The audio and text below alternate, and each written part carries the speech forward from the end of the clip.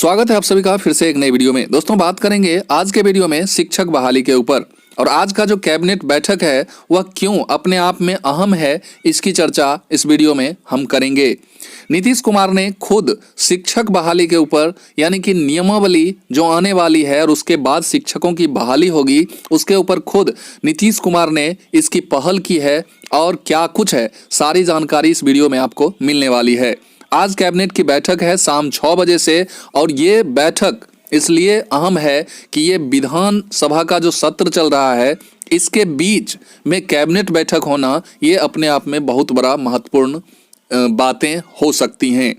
3 lakh plus भर्तियां होनी है शिक्षा विभाग में, जिसमें से आपको 80,000 कह सकते हैं कि 80,000 प्लस जो है प्राइमरी की बातें चल रही है, और 1,20,000 प्लस जो है माध्यमिक और उच्चतर माध्यमिक की बात चल रही है। और रीमेन जो पद यानी कि सीट जो बचती है वो लाइब्रेरियन वगैरह के लिए जो नॉन टीचिंग पोस्ट हैं उसके लिए आपको बहाली देखने को मिलेगी। अब ये जो कैबिनेट बैठक है आज, इसमें नियमावली 23 ही कहेंगे, क्योंकि नियमावली 23 आएगी तो 23 ही से कहेंगे। इस पर मुहर लगना लगभग सारे सूत्रों से जो पता चल रहा है वहां से पता चल रहा है कि लगभग इस पर मुहर लगना तय माना जा रहा है। अब ये अहम क्यों है इसकी चर्चा हम करेंगे। तो इससे पहले आप शिक्षा मंत्री जो माननीय चंद्रशेखर हैं उनके मुंह से जो कैबिनेट बैठक में नियमावली आने वाली थी 24 फरवरी को, आप सुने होंगे। और ऐसा कहने के बाद उन्हें जो नीतीश कुमार के मुंह से जो फटकार लगाई गई कि कोई भी जो कैबिनेट बैठक या कैबिनेट में जो भी फैसला लिया जाता है उसे एक्सपोज नहीं किया जाता है बाहर, और शिक्षा मंत्री चूंकि एक्सपोज कर दिए थे उस बात को, इसलिए नीतीश जी ने उन्हें समझाया था कि आप बुरा मत मानिएगा, ऐसा नहीं करना चाहिए आपको। अब कुछ लोगों के मन में ऐसा विचार आ रहा है कि अगर नियमावली आनी होती तो सरकार या जो भी नीतीश कुमार हैं ये ट्विटर के माध्यम से या और भी माध्यम से ये लोग जानकारी देते लोगों को अपनी वाहवाही लेने के लिए। तो पिछले जो बातें हुई थी, शिक्षा मंत्री को फटकार लगी थी, इसी बात के लिए लगी थी कि कैबिनेट में जो कुछ भी होना है उसका ढिंढोरा पहले से नहीं पीटना है। तो कैसे आप कह सकते हैं कि अगर आज कैबिनेट में नियमावली आ जाती है, आने की संभावना है, आ सकती है, ऐसा कोई भी नहीं आपको बता सकता है कि आ ही जाएगी 100% कन्फर्म, क्योंकि जो भी लोग हैं सरकार का कोई हिस्सा नहीं है। जब सरकार का जो हिस्सा है, खास करके जिस विभाग में ये बातें होनी है उस विभाग के मंत्री जी की बातें ही झूठी जब हो सकती है और मंत्री जी भी झूठ बोल सकते हैं तो और लोगों की तो बात ही अलग है। लोग एक संभावना यानी कि कह सकते हैं कि पॉसिबिलिटी लगाते हैं कि ऐसा हो सकता है। अब क्या कुछ होगा ये तो आज शाम तक आपको क्लियर हो जाएगा, क्योंकि आज शाम को 6 बजे से कैबिनेट की बैठक है। लेकिन बैठक अहम इसलिए है कि विधानसभा सत्र के बीच बैठक होना ये अपने आप में कुछ ना कुछ बड़ा होने का संकेत देता है। और ऐसे में नीतीश कुमार, और दूसरी बात है कि पॉलिटिकल लाइन में आपको पता ही है कि सारे जो भी लीडर्स हैं सारे लोगों को अपना क्रेडिट लेना होता है। अगर ये नियमावली शिक्षा मंत्री की बातों से आ जाता तो फिर ऐसा होता कि शिक्षा मंत्री को क्रेडिट मिल जाता।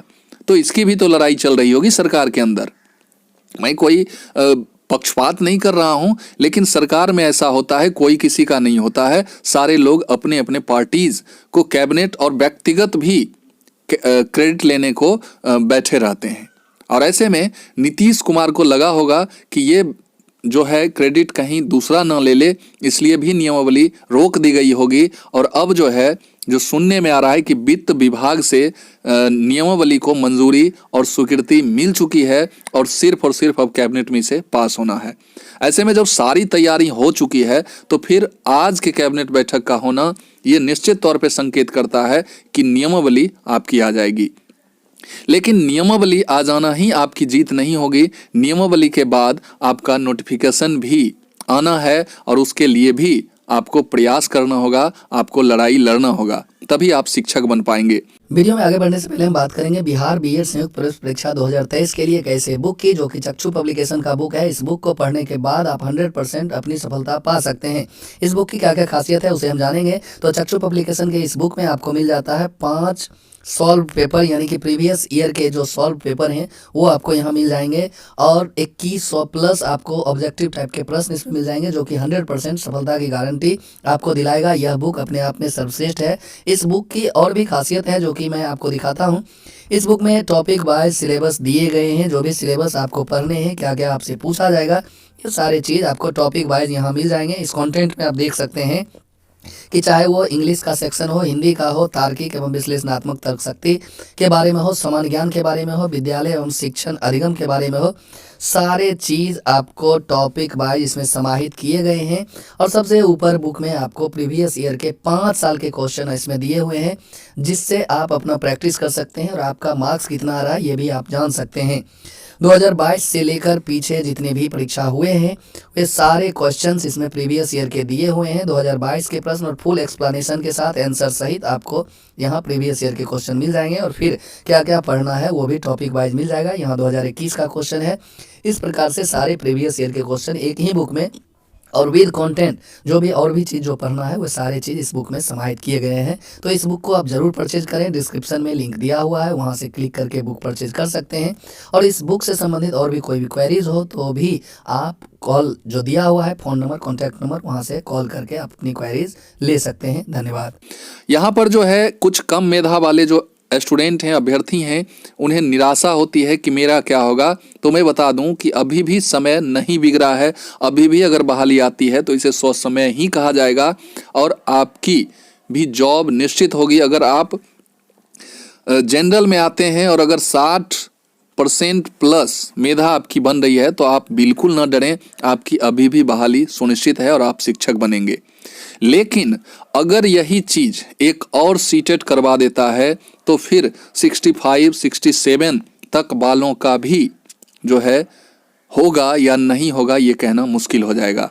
इसलिए सारे कम से कम मेधा वाले तो ज़रूर एकजुट रहें, एकत्रित रहें और आज शाम का इंतज़ार करें कि नियमावली पे क्या कुछ होता है। और जैसे ही नियमावली आती है तो आप अपने नोटिफिकेशन की लड़ाई लड़ने के लिए तैयार रहें, एकजुट रहें। और 12 तारीख को जो एक मीटिंग रखा गया है शिक्षक अभ्यर्थियों के द्वारा गांधी मैदान में, वहाँ पहुँचें और उस मीटिंग में वहाँ अपना नॉर्म्स, नीति वहाँ बताएं कि कैसे क्या करना है और उसके तहत अपनी लड़ाई लड़ें और अपनी बहाली जो है सो ले लें। और उस बहाली के बाद जो है सो आप शिक्षक बनना अपना सुनिश्चित करें।